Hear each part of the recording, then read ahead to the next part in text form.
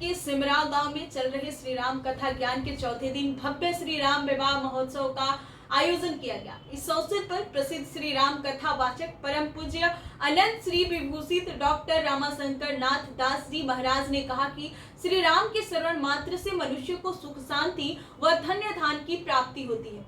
मनुष्य को भगवान श्री राम के आचरण व व्यवहार का अनुसरण करना चाहिए। ऐसा करने से मनुष्य के जीवन में कभी कलेश व दुख नहीं आता है। परिवार में सन्मति व शांति भी रहती है। श्री महाराज ने कहा कि मनुष्य अगर वर्तमान परिवेश में भगवान श्री कृष्ण का कहा व भगवान श्री राम का किया करे तो उसके सकल मनोरथ पूर्ण हो जाएंगे। उन्होंने श्री राम विवाह की कथा करते हुए कहा कि जनक के राजा विदेहराज महाराज जनक के घर मैया सीता की शादी की चर्चा शुरू हो गई थी। महाराज व माता बिटिया की शादी करना चाह रहे थे। इन लोगों का यह मत था कि कोई बढ़िया वर देखकर ही बिटिया की शादी कर दी जाए। इसी बीच महाराज जनक ने धनुष स्वयंवर करने का निर्णय लिया, जिसमें दुनिया के तमाम राजा लोगों को भी आमंत्रित किया गया। साथ ही मुनि विश्वामित्र जी को आमंत्रित किया गया। धनुष यज्ञ के दिन जनकपुर की पावन नगरी में सभी राजा पधारे। वहीं मुनि जी के साथ भगवान श्री राम व लक्ष्मण जी भी पधारे। श्री महाराज जी ने कहा कि स्वयंवर का कार्यक्रम वाटों की घोषणा के साथ शुरू हो गई।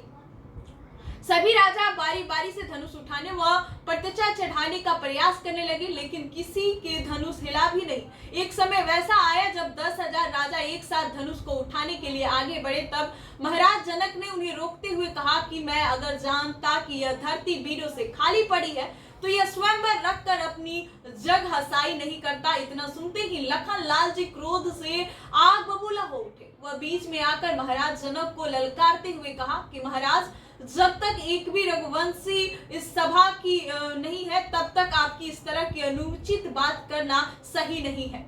पुरानी धनुष क्या चीज है? अगर मेरे गुरुदेव व भैया आज्ञा दे तो इस धनुष सहित पूरी पृथ्वी को कच्चे धड़े से जैसा उठाकर फोड़ दूं। श्री महाराज ने आगे कहा कि लखन लाल जी इन बातों को सुनकर महाराज को काफी दुख हुआ और महाराज जनक ने क्षमा मांगते हुए अपने शब्दों पर खेद व्यक्त किया।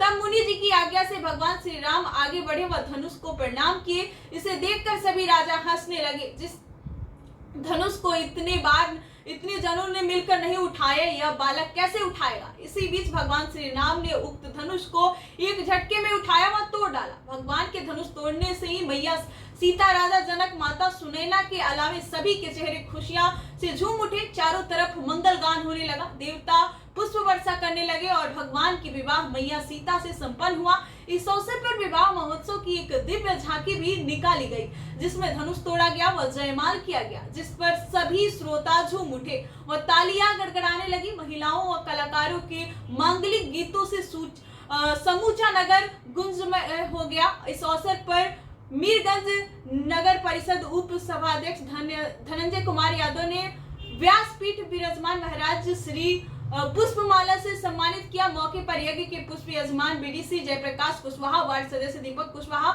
यजमान मनोज पासवान, ऋषु भुवन राय, शैलेंद्र पटेल, शिक्षक कैलाश कुशवाहा, मुखिया पूजा राय, सरपंच वीरेंद्र यादव, सुभाष भगत, रामाशीष भगत, नंदलाल प्रसाद के अलावे हजारों श्रद्धालु भक्तगण मौजूद रहे।